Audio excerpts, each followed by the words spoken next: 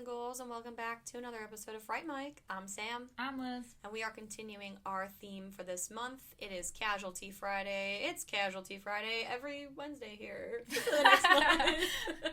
Every week. Every week.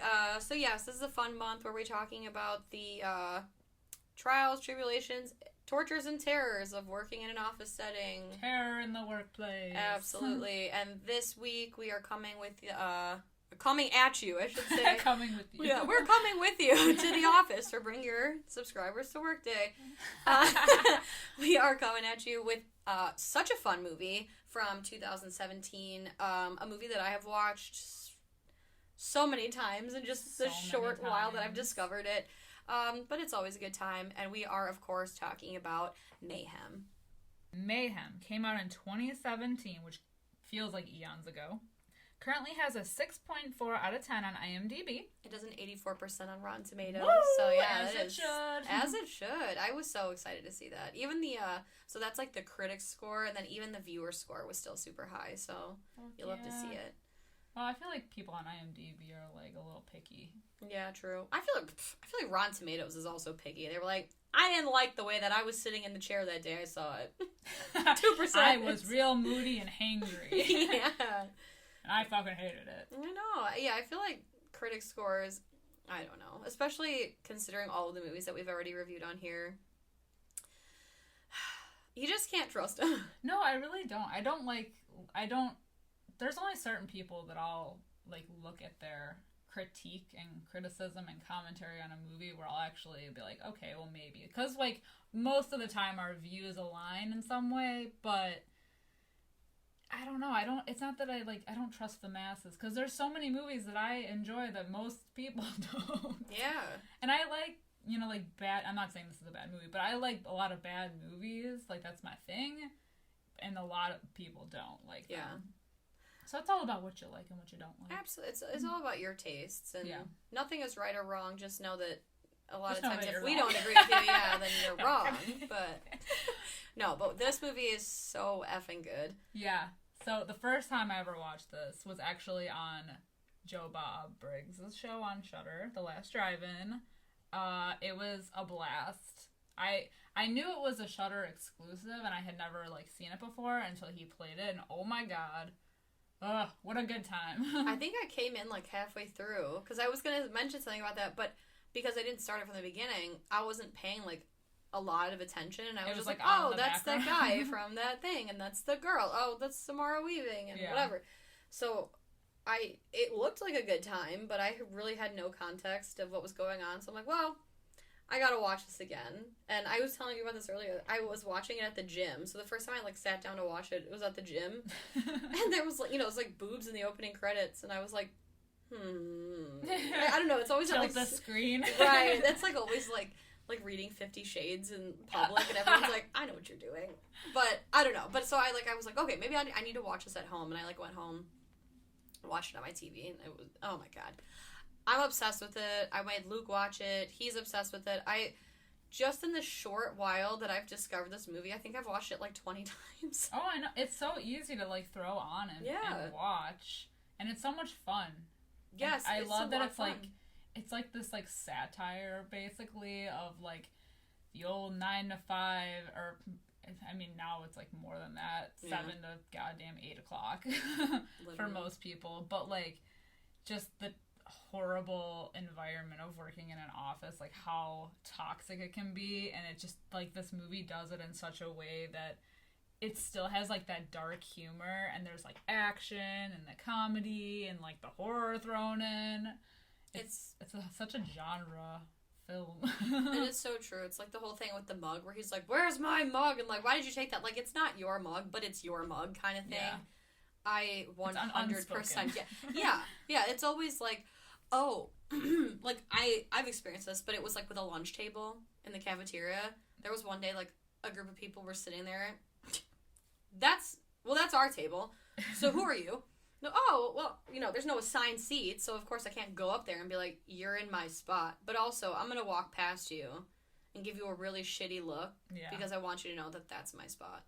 I know that you don't normally sit there. You sit in the northeast corner by the fucking ficus plant over there. It's unspoken. Absolutely. So get the fuck out of here.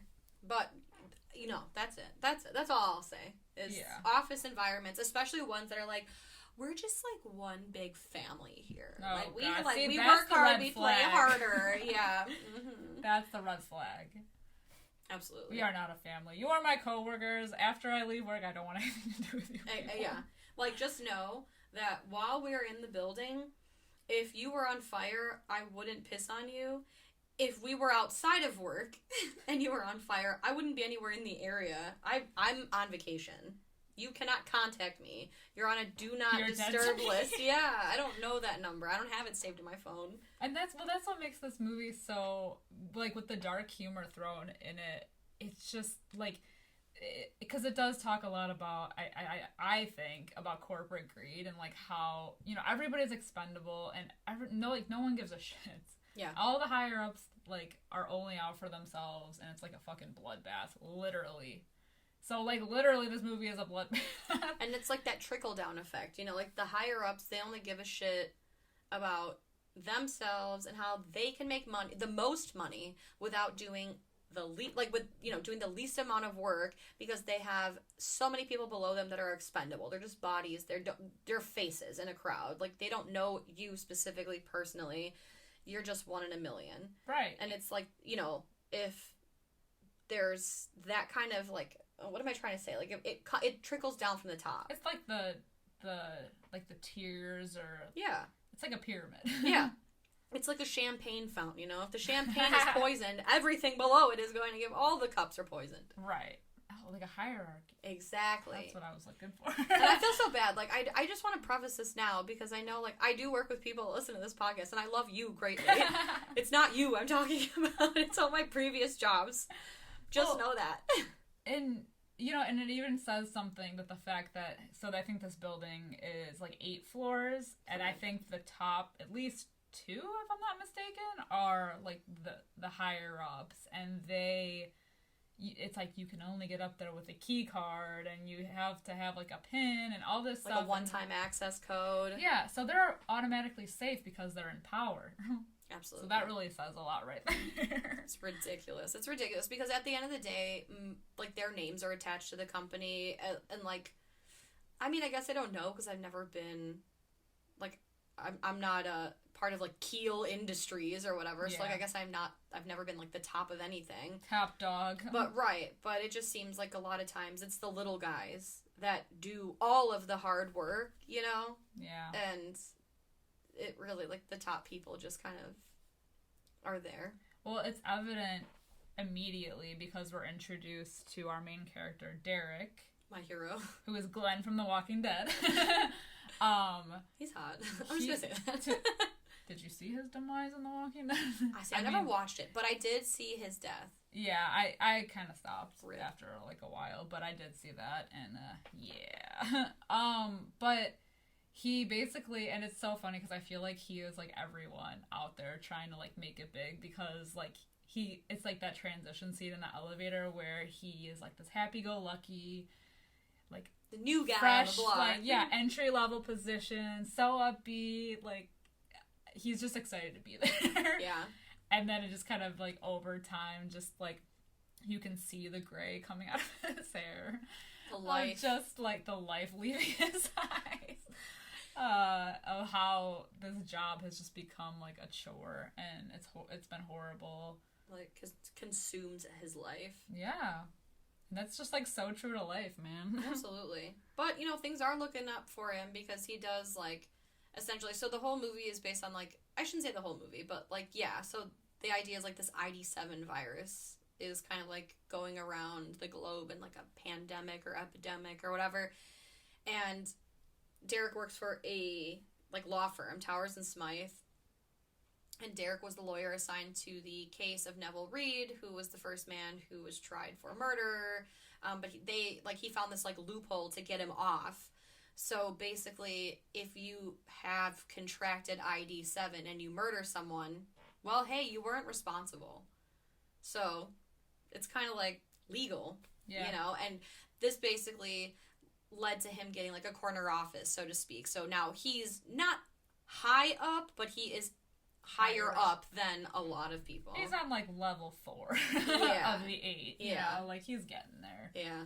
I really like the, when he's, like, introducing the virus and everything and how it, like, makes, like, one eye turn red. I like the whole, like, montage in the beginning. It's very, like, Sin City because it's like when the montage is happening and everything is in black and white except for the red eye. Fuck yeah. And it's sort of, like, total Sin City vibes. It gave me, like, Sin City, but, like, with the slow-mo, like, almost like Sin City meets Zombieland. Yeah. But in a good way. Like, I mean... I love a good montage. Yeah, of course. I love an opening montage. Oh, yeah. Actually, this entire movie kind of reminds me of, like, a cross between, like, The Purge and, like, Office Space. Yeah, for sure. Meets, like, I guess Zombieland. And a little bit of Belko. Yeah. Without the... Well, they are locked in the building, so yeah. Yeah, in a quarantine. Yeah. Yeah, so basically Derek is just, like... He's not quite top dog, but he's working his way up there. Yeah. And his favorite mug goes missing, which is how you know he's about to have a rough fucking day. Because he's like, where the fuck's my mug? Yeah, you really hate to see it. You really hate to see it. But it basically all, like, culminates to him, basically he meets with this girl, Melanie, who this is Samara Weaving. And she's trying to get, like, she basically poses as, like, a lawyer. And is like, hey, my house is in foreclosure and I want you to, like, give me some more time. Pay off that mortgage. Absolutely. And he's like, oh, no, I can't do that. You're fucked unless you talk to the person who signed the letter. If she just signs it, like, you can overrule it, this, blah, blah, blah. And it's Irene Smythe, whose name, Towers and Smythe, is on the building. So she's, like, big shit. And she's like, well, I want to talk to this Irene Smythe. And he's like, right away. And he calls security instead. Real shit. Right. So he's already got that shit going on. And then he gets wind that this Vandecorp case, which we don't really get, like, a whole lot of information on, at least not information that I understood, because legal jargon goes over my head. But it's not his case, and yet this woman, Kara, a.k.a. the Siren. A.k.a. a big old savage bitch. Oh, man. Talking about slitting throats to get to the top. Hell yeah. God damn. I don't know whether to respect her or hate her. Or both. Why not both? Yeah. I respect how much I hate her. I respect her hustle, but goddamn is she a bitch. Right, she's a huge bitch. And she's got this assistant, Meg, that she just screams her name the entire Meg! Oh my god, to be Meg. Jesus Christ. Yeah. But basically, like, it's her case, but she's, like, somehow finagled it to pin it on him, and he's like, oh, fuck that. So there was, like, an error made with something. Yeah, it's a big time fuck up. I think she distributed the workload of the case to several lawyers, but I don't know if she, like, had it out to get him to begin with and just pinned all of the mistakes on him. I feel like that's gotta be it. Like, she's gotta have, like, some sort of, like, Russian roulette with all their names on it, and it's like, oh, looks like it's Derek Cho's time to go. Well, yeah, and I think because he was doing so well that he was, like, almost like a risk to her. Yeah. I think that he even mentions that later in the movie where he was like, oh, well, I was, like, on track to be... I don't even know if it was at her level or, like, above her, and she, like, was, like, not having that life. Well, and also, too, like, I think it said... I mean, I guess we don't really dive that much into it. Like, we're definitely thinking too much into this. Or at least I am. But, like, he also has friends at this job. Like, it seems like he gets along with several people. And Kara is just, like, a huge bitch. Like, she just seems miserable. It seems like nobody really genuinely gives a shit about her. It's all kind of like this whole, like, ladder thing. Like, how high can she climb, and is it higher than me, and if so, then she's gotta go. Yeah, but she does have, like, some pull, because he ends up getting fired for the whole thing, and it was only after, like, they both met with the top dog. John Towers, who, yeah, it's like... all she has to say is her bit, and he barely gets to speak, and... he's basically, like, shooed out of the office. Exactly. So she has the pull there. Yep. So she's like, get your shit and get out. You are fired. And then... I like how he has, like, in the span of, like, 5 minutes, has, like, a full meltdown. Like, he... oh, yeah. He goes into rage mode and, like, just, like, disbelief and anger, and then, like, in the end of it, when, like, the Reaper comes, the AKA the HR guy, to, like, tell him to pack his shit up to, like, actually leave. He, like, has, like, a breakdown and starts crying. Like, he experiences all of these emotions at once. It's incredible. Yeah, love it. I know. Oh, and meanwhile, we should mention too, like the ID7 virus has made its way into their building and is now quickly spreading through all floors, all levels, all employees. So Derek has it. We see Kara has it. Pretty much everyone's got it. And as Derek goes to leave, he hits the ground floor. But he cannot leave because they are quarantined in the building, and they are putting in basically like a neurotoxin or some sort of something that'll neutralize the ID7 virus. It will take 8 hours. So they have an 8-hour time limit until they are allowed to leave the building, which is the perfect, window of opportunity. Right. It helps drive the movie. It's not just, people aimlessly kind of, even Belko has a timer, so it's not just locking them in. It's not like the actual movie Quarantine where we don't know if there are ever people... gonna get out. Yeah, if anyone's ever actually coming to help. Right. So help is on the way in 8 hours. Yeah. But this gives him the opportunity because he has... Well, everybody has this virus that, basically produces this rage quality. All of your emotions are intensified by 1,000, and he's already pissed, so he's just I think when he's talking to Ewan in the lobby about how he wants to kill the higher ups, and this is his chance because anybody that is infected with this virus, as stated in the loophole that he created for the case from that other guy, he would get away with it because he's not in his right mind. Absolutely. So that's fucking scot-free. What is it? Scot-free? Scotch-free? Yeah. It's free murder. Free murder. Free murder here. Yes. Yeah, so he's going to go up to the top floor, and he doesn't have an access code. He gets dropped to the basement instead, where he is beaten up by this guy we only know, I believe, as the Bull. I like how everybody has a nickname. I know. And so while he's getting beat up by the Bull, Ewan comes in, but unfortunately does meet his untimely demise. Can we talk about Ewan for a second? Because I think he's adorable. I do too. So he's cute. He's a yoga, kale drinking, That's what I want to be when I grow up. I know. He's just so peaceful. And I love how when Derek goes in to vent about how Kara completely fucked him over, he's meditating. I like he's got candles lit. Well, I like too when he's like, I'm glad you came to me first, because definitely don't go up there and talk to him. Oh, you did? Oh, you talked to him. Oh, you talked to the siren. Oh, well, you're fucked. But then when Derek is yeah, this is my plan, I'm gonna fucking kill all of them, Ewan's no, don't, just lock yourself in your office, breathe in and out, and let it pass. It's just 8 hours. And then he turns around, he's oh, goddamn, he's gone. It all happens so quick. We need more Ewan. Justice for Ewan. Justice for Ewan. So, of course, Ewan's death really gets Derek enraged. Derek gets thrown into a room / empty office with none other than Melanie. Who was also thrown in there because she was roughed up by security on her way out. Yeah, but they were also the building was under quarantine, so that's why she's still stuck in there. Yeah. And then I love this is some MacGyver shit, because then Derek is fuck this, give me that shit and I'm gonna make a phone call. No, not to anyone in this building, but to Vandecorp. And he basically is oh, so anyway, he rewires a phone. Yeah, and he basically just comes clean to Vandecorp, and he's yeah, he fucked you this way, he fucked you that way, he fucked you sideways, and he fucked your mom. Do you have any questions? And Vandecorp's bye. Yeah. Gives Towers and Smythe the finger, cuts ties, and Derek, at least personally, feels liberated. Until they both decide to basically enact this revenge using their rage. Hell yeah. They're gonna go straight to the top, baby. Because Melanie wants to get her shit signed by Irene Smythe, and Derek wants to just fucking kill John Towers. So they're all going straight for the top guns here.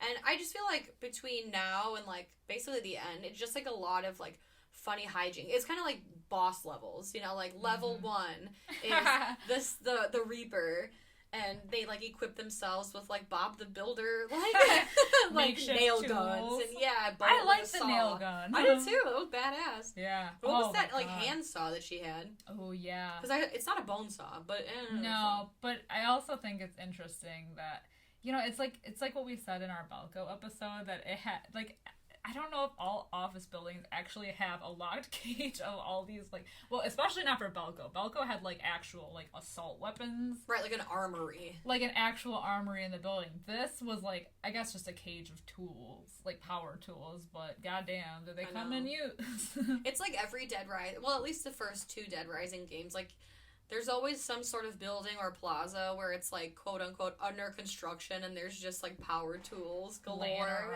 Yeah, so you can use them. But they go up to kill the Reaper, and, oh my god. This is some of the funnest shit ever, because he, like, locks himself in his office. What does she call him? Does she call him, like, she doesn't call him Crippy Boy, but, I mean, she oh, because he's the king. Yeah. So they, like, essentially, like, finally bust down the door, and he gets a belly full of saw. Oh, yeah. I keep calling it a bone saw. It's not a bone saw, but it's not... It's like a hand saw, or hand power saw. Yeah. I don't know. Some sort of power tool with a blade that spins. And you know what's crazy about, like, especially in this scene, I mean, it's in most of them, because, like, everybody's, like, going batshit crazy, but, like, you really, like, feel. Yeah. It's, like, relentless. Like, they don't, like, just because you're a woman, you don't get a pass. Like, she's getting, like, knife to the, or no, that was Derek that got the knife to the hand, but she's getting, like, tased, and I think, oh no, he kicks her hand. Well, didn't he like smash it with his cane? Oh yeah, yeah. She like, gets you kicked. Feel everything that's happening. Yeah, it doesn't matter if you're man, woman, child, alien. Who gives a shit? Office goldfish. Right. And meanwhile, like, the best part about watching this movie, like, multiple times is just noticing shit going on in the background. Oh, I know. Every fucking time. Because everybody's attacking everybody. There's, like, bodies laying around. Yeah. Some people are having sex. Like, what? That's true. Like, it's just batshit crazy. Like, I couldn't even imagine, like, how much fun it would be to be on this set. Oh, hell yeah. I would want to be a background extra. Like, okay, now pretend to fight in the background. Oh my god, that would be the best, like, easiest day of work. Like, have you ever seen A Million Ways to Die in the West? Yes. It would almost be like, you know, when they're pretending to be in the bar fight, and they're like, yeah, no, I got him over here, and they're just, like, pretend slapping each other. Yeah. Oh my god. Like, go behind this cubicle and start throwing things. Hell yeah. Get some guy with a flamethrower in the back. Oh my, it's so much fucking fun. I can't even tell you. And oh my god, what was I gonna say? Oh, you know that whole conversation they have about, like, music? Yeah. And they, like, talk about, like, Dave Matthews, and she's like, fuck Dave Matthews. Because he was trying to figure out what kind of music she was into, and and I can't remember what he said, but she was like, what the fuck is that supposed to mean? Like, because she looked like someone who would... And she was like, oh, don't tell me you're one of those, like, fucking people that listens to Dave Matthews. But, apparently that wasn't originally in the script. That was, like, an off, just, like, on the set, like, chilling out, hanging out kind of, moment, and they liked it so much they put it in the movie. Fuck yeah. Yeah. So I love shit like that. Yeah. So fun. It's genuine conversation. Exactly. Well, plus it gets us to learn more about Melanie and how she is not who she, like, looks like. Right, because she's in a Motorhead. Yeah, and she's, like, real business suit, you know, because she wants to pretend to be a lawyer, so she was, like, in a business suit, and she's like, fucking... It's our exposition time. Yeah, exactly. But so, anyway, they've defeated the Reaper, and they take his key card, and they're going up to the second boss. Kara, the siren, and this... Oh my god, so, like, they basically, like, go up to that floor, and it's, like, her little army of people, and then them too, and it's, like, the slow motion where they're, like, walking. It just reminded me of, like, some fucking, like, World War I shit, like, Revolutionary War, like, yes, good day for a duel. A standoff. Yeah, exactly. They look like zombies by this point. Yeah, they're all fucked up. Yeah, I don't know, it's like her cronies. He warns them. He's like, yeah, like, shit's about to go down. I like how they have the psychiatrist on the phone, too. Like, oh, what you're feeling, Derek, is not you. It's the virus talking. And he's like, fuck this. Yeah, he's like, I think it is the virus talking, and blah, blah, blah. And then, like, he puts on his iPod. They do a little dance. And, like, I think it was right before this, Kara's on the phone with John Towers, and she was like, they're gonna come for me, man. Like, what do I do? Like... And he's like, hey, if you get rid of that key card, I'll make you a partner. And she was like, you're fucking... Okay, deal. Like, because she's all about, She wanted to use it as leverage. Absolutely. So she gives the key card to Meg, and she's like, put this somewhere where I won't know where it is. And Meg's like, yeah, fuck you, you bitch. You know what's funny, too, is, like, there's no moment where these people are, like, these higher-ups are, like, human. Because in a normal situation, the response, like, the emotional response of, like, oh, fuck, they're coming to get me, like, oh, my God, like, screaming, panic. Like, she's still dead behind the eyes, even knowing that these people are fucking coming. Even Absolutely. Though when he walks in the room and, like, has the knife out.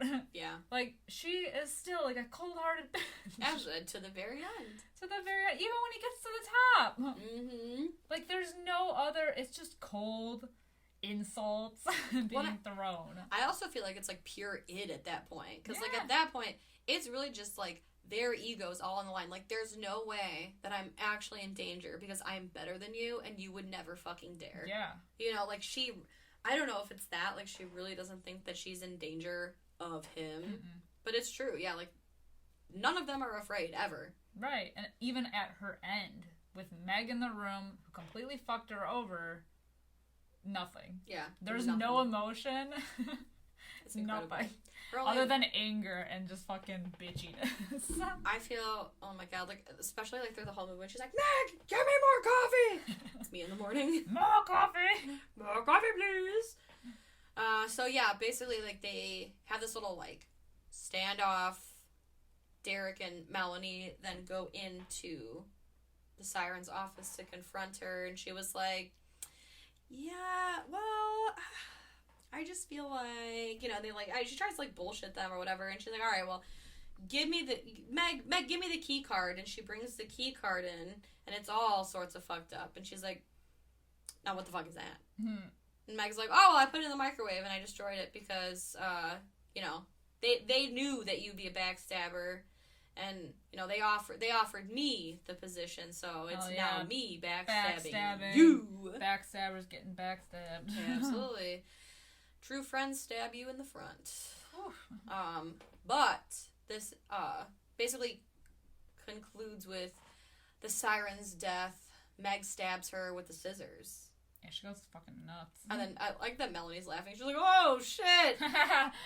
And at that point, I think even Melanie puts the Siren's like gym shoes on, and she's like, "Oh, these are nice." Because it shows her early, like. I mean, of course, like, the Siren's a psycho, and she's got, like, a treadmill in the office, you know, in her office, so she's, like, walking and screaming. Yeah. But then we get a little sex scene in there, too. Oh, yeah. And I like how all of the higher-ups have, like, their vices. Like, hers is just, like, the, like, power raging, like, walk on the treadmill, and then, like, John Towers is just, like, a uber cokehead. Yeah, he's like, even until the end, his last, like, their last confrontation, he's just like, fucking powder donut nose. Yeah, absolutely. Entire face just, like, smacked on the table with Coke on it. It's a goddamn Dyson vacuum. Oh, my God. No, but now they're real challenged. So after they've bedoozed it and realized that they cannot use the elevator to get to the top floor, they're going to go to IT.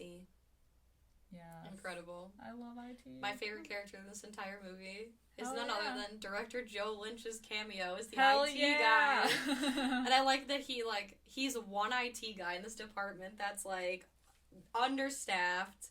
Everyone right now. Yes, literally everybody. Everybody I know and love right now that's working. Absolutely. And so they're like, hey, we need you to, like, corrupt Irene's computer and get her shit off there. And he's like, I could name the thing, like, Trojan, blah, blah, blah, virus. And she still would fucking click on it because she's a dumb bitch. Mm-hmm. And, like, the whole, oh, my God, the phone call. Yeah. So he takes down her internet and she calls him. And she's like, my internet's not working. And he starts going on about, like, oh, well, that's interesting because I'm just one person. And she puts the phone down and, like, rolls her eyes. And you can just hear, like, him, like, talking while she, like, clearly doesn't give a shit.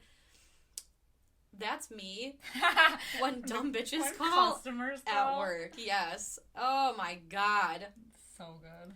I can relate. Yeah. But basically he sends her a virus that corrupts her computer, and then he takes the files off of them and puts them on a hard drive for Derek and Melanie to use as leverage. Fuck yeah. Yeah. And then helpful IT guy. Yeah, you'll love to see it. Yeah. Always be kind and friendly to your local neighborhood IT guy. Yeah, so they end up going to Irene for it, and they try to, like, do the whole pass off of the hard drive, and in the end, she's just, like, really pissy and just wants Melanie. Yeah. Like, that's what she says to Derek. Well, because like, Melanie smashes the hard drive. Right, and so she wants her for herself, and then Derek is like, well, we think, wink, wink, nudge, nudge, that he's, like, gonna give Melanie to her, and ends up not. But she gives him the key card, and he makes his way to the elevator. Absolutely. It's a handoff that you love to see. I don't like that Irene she died off camera, so we don't see what Melanie did to her. I felt cheated.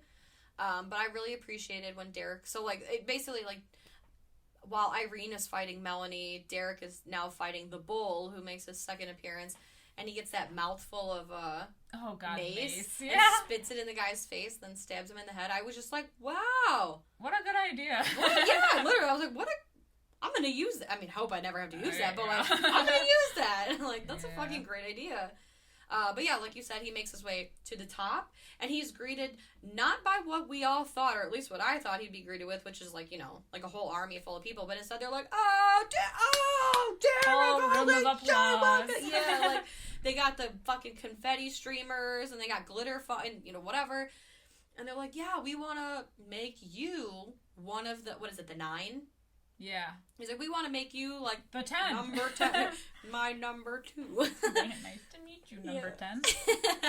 So, like, yeah, isn't this what you always wanted? And there's, like, these two, like, weird chicks that are like, I'm gonna suck your dick, and I'm gonna help. Like, what the fuck?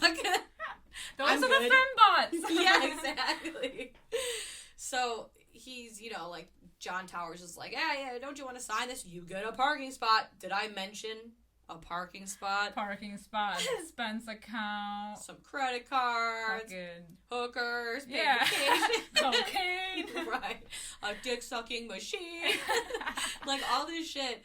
But he still chooses Melanie, and he's like, no. And then they fight, which basically leads to John Towers falling over the side Towering over the side. At the edge of the railing. Yes.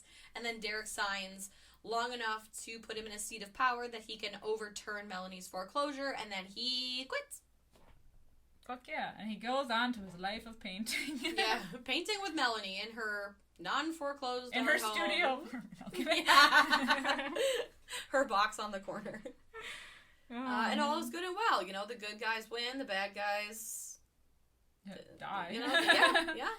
I mean, there's still 8 of them left, but they're not as bad. Yeah. I feel like there's not a whole lot of people left in this building if you have it as a functioning establishment anymore. Yeah, for real. I hope that business went under. under. Yeah, especially, I'm Towers sure. and Smythe are no more. Absolutely. Doesn't it sound like... I'm so sorry, I'm yawning, Jesus. Isn't it like Towers and Smythe? It sounds like something in spite. Yeah. I'm like, I don't know. I'm looking too much into that, but... No, maybe. Yeah, but... Smythe. Either way, Smythe. So smarmy. They are smarmy. All these people are. Yeah. Not even smarmy. They're just cold. Cold, corporate... emotionless... assholes. Absolutely. Absolutely.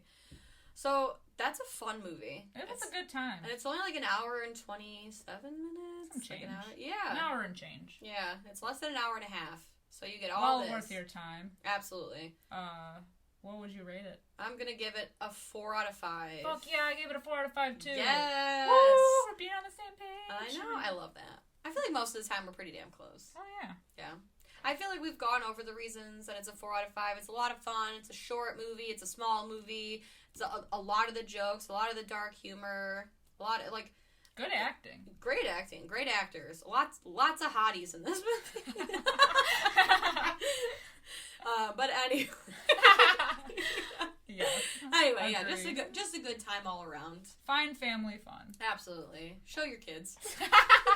You should show your kids, because this is what corporate life is like. I feel like honestly, this is the most accurate representation I've ever seen of working in an office building. They should play this. Cold-hearted. Yeah, they should play this like the beginning of your senior year of high school.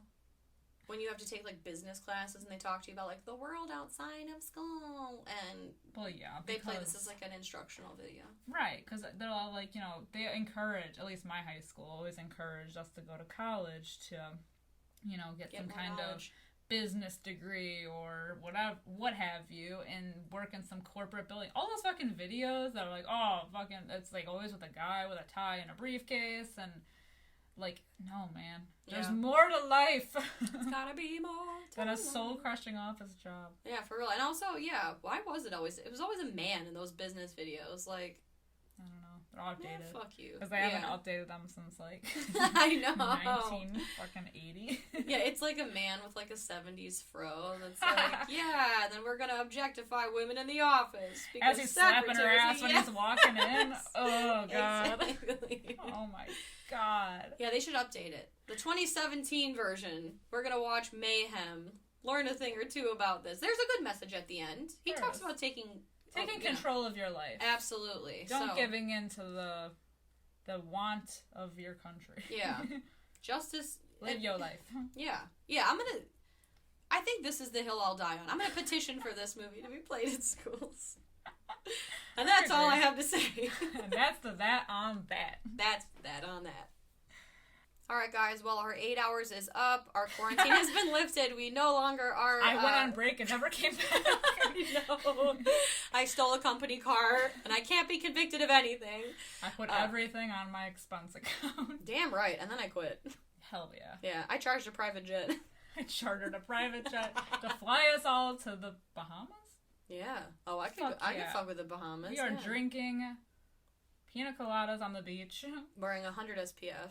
Oh, fuck yeah, because, you know. Yeah. Sunburn. Sunburn is a thing. But anyway, thanks for joining us this week here on Fright Mic, the podcast. Not to be confused with Fright Mic, the movie, which doesn't exist. But if you want to continue these fun shenanigans, continue the conversation, let us know what you think of Mayhem. Follow us on Twitter, Instagram, Facebook. If you want more extra spooky content, we are also on Patreon. That's right. For just a few small dollars and some change a month, you can unlock so many treasures. A few of your corporate dollars. Absolutely. We're having a lot of fun over there. We got a couple new, since theaters are open again, at least for us, we got a couple of like new movie reviews over there, so definitely go check those out. And if you like us and you like what you hear and you want to spread the love, please give us a 5-star review wherever you can. Leave a nice comment. Say hi. Other than that, I'm Sam. I'm Liz. Rest in peace.